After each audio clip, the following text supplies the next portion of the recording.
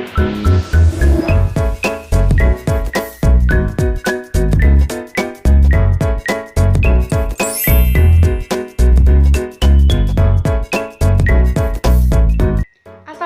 warahmatullahi wabarakatuh. Hai semua. Di video kali ini, kami dari kelompok 5 akan menampilkan PowerPoint mengenai teori uang. Sebelumnya, saya akan memperkenalkan anggota kelompok dari kelompok 5. Pertama, saya sendiri, Anggun Yuliana. Kemudian ada teman saya, Rasyifa Suci Nabila dan Balkis Tauskan. Nah, selanjutnya, teman-teman ada yang tahu nggak apa aja yang terdapat di dalam ruang lingkup teori uang? Untuk itu, yuk mari simak videonya.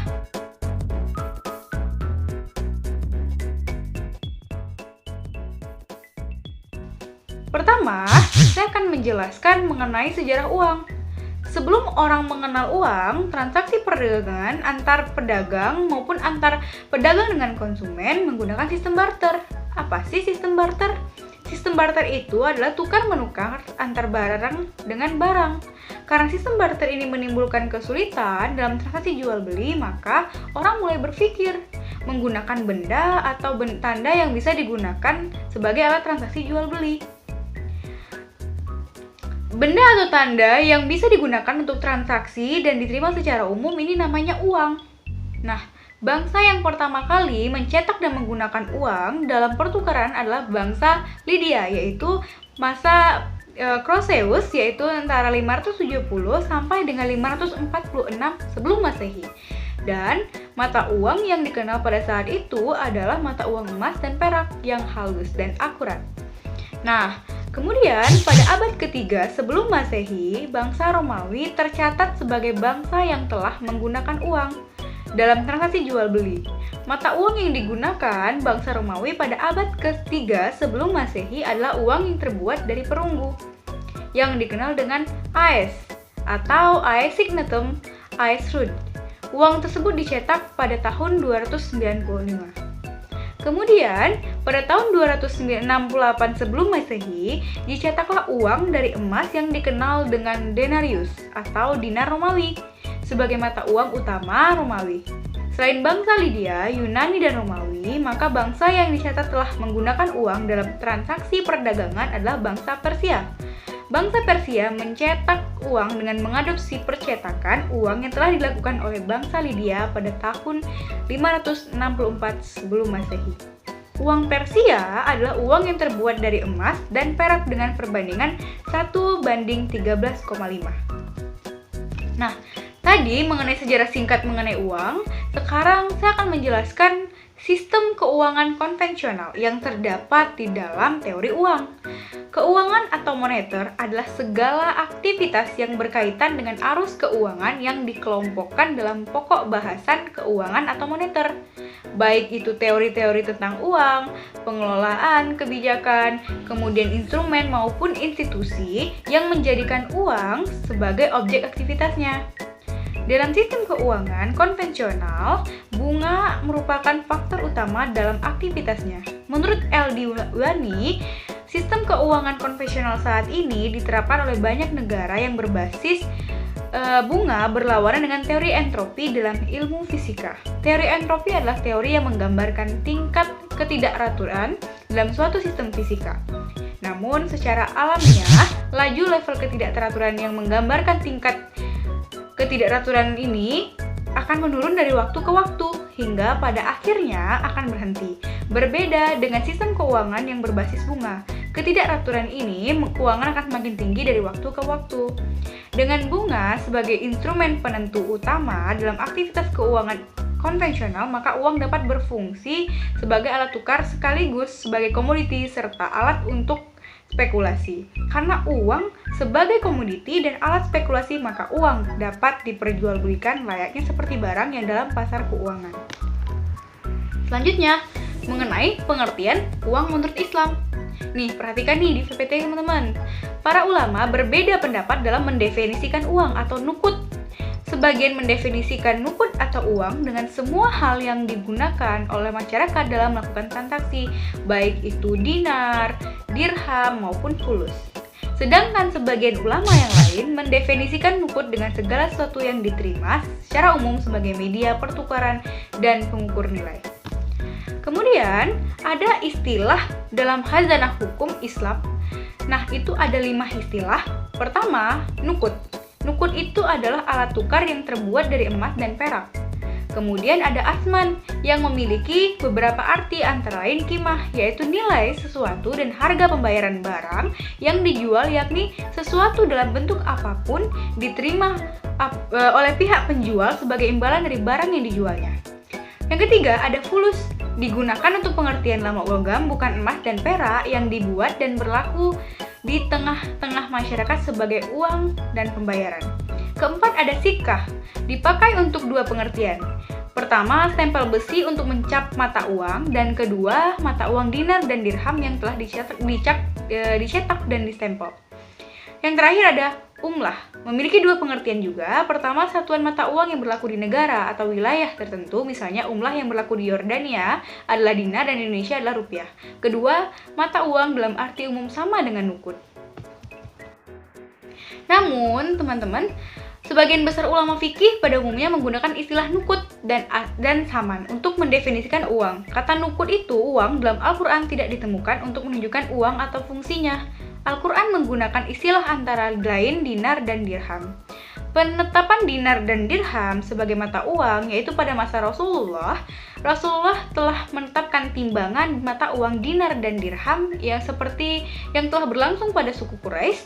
Hal ini didasarkan pada hadis timbangan adalah timbangan penduduk Makkah dan takaran maka takaran penduduk Madinah.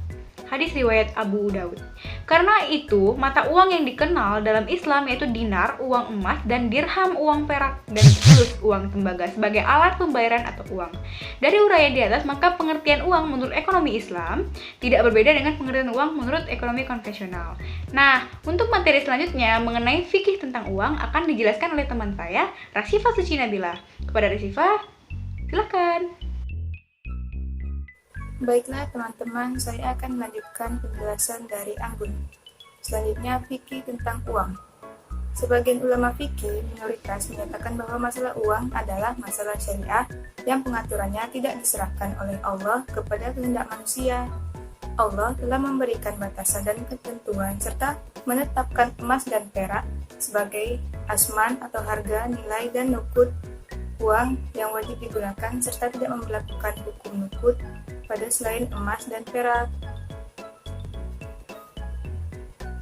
Lalu ada alasan lain para ulama fikih menolak uang selain dari emas dan perak. Yang pertama, Islam melarang melakukan penyimpangan emas dan perak. Yang kedua, hanya menerima dinar atau emas dan perak atau dirham sebagai mata uang. Yang ketiga, semua ketentuan hukum Islam mengenai emas dan perak dikaitkan dengan fungsinya sebagai mata uang dan nilai barang. Ini merupakan pengakuan bahwa emas dan perak adalah unit pengukur yang berupa uang dan menunjukkan pula bahwa uang dalam Islam adalah emas dan perak. Yang keempat, Rasulullah mengakui penggunaan emas dan perak dalam melakukan transaksi ekonomi. Beliau bersabda, timbangan adalah timbangan penduduk Mekah. Dengan demikian, pengakuan Rasulullah tersebut menunjukkan bahwa emas dan perak adalah uang negara Islam. Yang kelima, nukut atau mata uang adalah alat ukur dalam melakukan pertukaran. Dan syar'i, ada Allah tidak menyerahkan alat ukur tersebut pada pendapat manusia, tetapi ia telah menentukannya dengan uang tertentu yaitu emas dan perak. Ketentuan ini ditetapkan oleh Al-Quran, Sunnah, dan Ijma'. Nah, artinya dalam Islam sudah terdapat nas atau teks tentang alat ukur ini. Selanjutnya, persyaratan dan status uang dalam Islam. Jadi, teman-teman, sesuatu dapat dijadikan sebagai uang bila memenuhi persyaratan. Yang pertama, yaitu substansi benda tersebut tidak bisa dimanfaatkan secara langsung, melainkan hanya sebagai media untuk memperoleh manfaat. Yang kedua, dikeluarkan oleh lembaga yang memiliki otoritas untuk menerbitkan uang seperti bank sentral. Ini seperti itu ya teman-teman. Selanjutnya, fungsi uang menurut Al-Ghazali adalah apa yang digunakan manusia sebagai standar ukuran nilai harga. media transaksi pertukaran, dan media simpanan. Jadi dari definisi tersebut, terlihat bahwa fungsi uang dalam ekonomi Islam agak berbeda dengan fungsi uang dalam ekonomi konvensional. Jadi dalam Islam itu ada 3. Yang pertama sebagai media transaksi, yang kedua sebagai ukuran nilai atau harga, yang ketiga sebagai satuan hitung. Nah, teman-teman, perbedaan lain menurut konsep ekonomi Islam, uang adalah sesuatu yang bersifat low concept. Sedangkan dalam ekonomi konvensional, uang selain sebagai alat tukar juga sebagai kapital, sehingga bersifat stock concept. Sebagai flow concept, maka uang harus terus mengalir dan uang merupakan public goods. Ini artinya bahwa orang yang memiliki banyak uang harus menginvestasikan uangnya agar uang tersebut terus beredar. Sedangkan bila uang menggunakan stock concept, maka uang bukan lagi sebagai public goods, tetapi menjadi milik pribadi atau private goods yang dapat ditahan sesukanya dan tidak ada keharusan menginvestasikannya. Uang bersifat flow concept menjelaskan bahwa semakin cepat perputaran uang melalui transaksi dan investasi, maka akan semakin besar pendapatan yang diperoleh dari uang tersebut. Jadi, peningkatan pendapatan akan terjadi apabila uang tersebut digunakan untuk aktivitas ekonomi. Dan apabila tidak digunakan atau disimpan saja tidak diinvestasikan, uang tersebut tidak akan bertambah. Selain itu, dalam ekonomi Islam, uang yang beredar merupakan barang publik atau public goods dan akan menjadi milik pribadi atau private goods bila telah dimiliki oleh seseorang. Namun sebaliknya, uang menurut stock concept atau sebagai kapital atau modal bisa bertambah walaupun tidak digunakan untuk aktivitas ekonomi. Uang akan bertambah bila disimpan dalam bank karena mendapat bunga, karena itu permintaan uang ditentukan oleh suku bunga. Artinya bila suku bunga tinggi, maka permintaan uang akan rendah dan sebaliknya. Namun Fisher menyatakan bahwa tidak ada korelasi antara kebutuhan memegang uang dengan tingkat suku bunga. Selanjutnya akan dijelaskan oleh Balki Sangsan. Pada Balki, saya persilakan. Baiklah, saya akan melanjutkan materinya. Dalam sistem keuangan syariah, ada 2 konsep penting uang berdasarkan fungsinya, yaitu 1. Uang adalah sesuatu yang mengalir atau money as flow concept, di mana uang harus terus berputar secara terus-menerus sehingga dapat mendatangkan keuntungan yang lebih besar. Semakin cepat uang beredar, maka semakin banyak pendapatan yang akan didapat. Untuk itu, uang perlu diinvestasikan ke sektor real. Jika tidak, maka uang yang disimpan dan telah mencapai haul dan nisab tertentu akan semakin berkurang karena dikenai zakat. Yang kedua, uang sebagai milik masyarakat umum atau money as public goods, bukan monopoli perorangan atau private goods. Oleh karenanya, seseorang tidak dibenarkan menumpuk-numpuk uang atau dibiarkan tidak produktif karena dapat menghambat jumlah uang yang beredar dan harus selalu diputar untuk usaha. Uang yang terus berputar akan menjaga stabilitas ekonomi. Dengan demikian, secara umum dalam ekonomi Islam, uang memiliki 4 fungsi utama, yaitu 1. Alat tukar atau medium of exchange, yaitu uang dapat digunakan untuk membeli semua barang dan jasa yang ditawarkan. Fungsi uang sebagai alat tukar menukar ini merupakan fungsi eksklusif uang, yaitu fungsi yang tidak dapat dilakukan oleh barang-barang lain. Tanpa adanya uang sebagai alat tukar menukar, maka anggota masyarakat akan sulit untuk memperoleh barang-barang dan jasa-jasa yang dibutuhkannya dalam keseharian. Yang kedua, satuan hitung atau unit of account, yaitu uang berfungsi sebagai satuan hitung yang menunjukkan nilai dari barang dan jasa yang diperjualbelikan. Yang ketiga, alat penyimpanan kekayaan atau store of value, yaitu menyimpan sejumlah kekayaan senilai uang yang disimpan. Uang yang disimpan dapat berupa uang tunai atau uang yang disimpan di bank dalam bentuk rekening. Namun, uang adalah penyimpan nilai yang tidak sempurna. Jika harga meningkat, jumlah barang dan jasa yang dapat dibeli dengan jumlah uang tertentu akan turun. Memegang uang biasanya memiliki beberapa motif, antara lain: 1. Kemudahan bertransaksi yang ditentukan oleh tingkat pendapatan seseorang. 2. Berjaga-jaga yang juga ditentukan oleh tingkat pendapatan seseorang. Yang keempat, standar atau pengukur nilai atau standar measure of value, yaitu uang yang dapat mempermudah menentukan standar pencicilan uang piutang baik secara tunai maupun angsuran. Dengan adanya uang dapat secara mudah dapat diketahui berapa besar nilai utang piutang yang harus diterima atau dibayar sekarang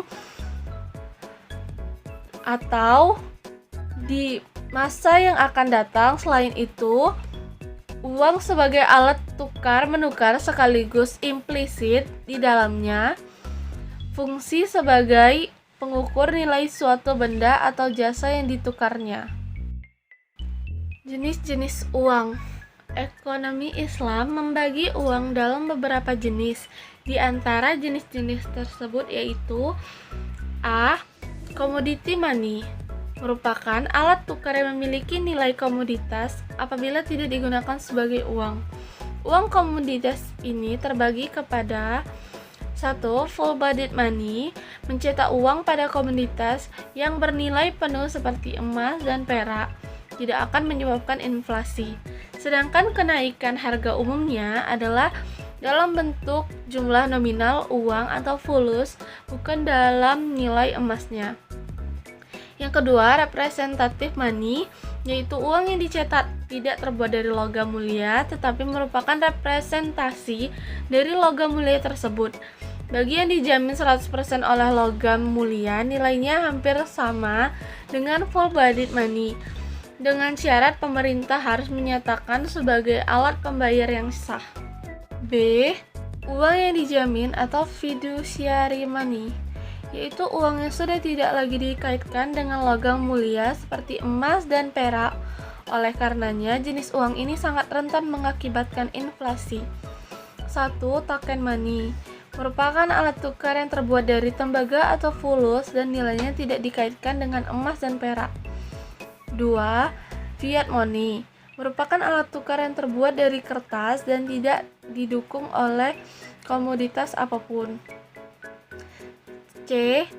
Uang bank atau deposit money, dalam bentuk cek atau giro. Para ekonomi Islam tidak pernah menganggap uang bank sebagai sesuatu yang dapat dikatakan uang, karena dia sebenarnya hanyalah merupakan alat pemerintah tertulis untuk melakukan pemindahan uang. Pada dasarnya, uang yang digunakan dalam Islam adalah uang yang tidak mengandung riba dalam penciptaannya. Bentuknya dapat full-bodied money atau fiat money dengan 100% standar emas. Prinsip keduanya sama, yaitu membatasi penciptaan uang sehingga stabilitas nilai uang terjaga. Ciri-ciri uang dalam Islam: 1. Diterima umum. 2. Memiliki nilai tertentu dan stabil nilainya, tidak mengalami perubahan dari waktu ke waktu. 3. Tidak mudah rusak, awet, atau tahan lama. 4. Mudah dibawa. Yang kelima, tidak mudah ditiru atau digandakan oleh berbagai pihak. Yang keenam, dapat dibagi ke dalam satuan ukur yang lebih kecil. Yang ketujuh, mudah disimpan tanpa mengurangi nilainya. Yang kedelapan, bendanya mempunyai mutu yang sama. Sifat dan karakteristik uang. Menurut Mahmud Abu Saud, sifat dan karakteristik uang sebagai berikut. 1. Uang memiliki properti artifisial yang memberikan pemegangnya pendapatan dan kekayaan real tanpa menukarnya dengan komoditas lainnya. Yang kedua, uang tidak membebankan biaya bagi yang memegangnya atau menyimpannya, dan tidak ada aset lain yang lebih likuid dari uang. Yang ketiga, permintaan terhadap uang merupakan derivasi dari permintaan terhadap barang dan jasa. Yang keempat, uang tidak terlepas dari depresiasi sebagaimana komoditas lainnya.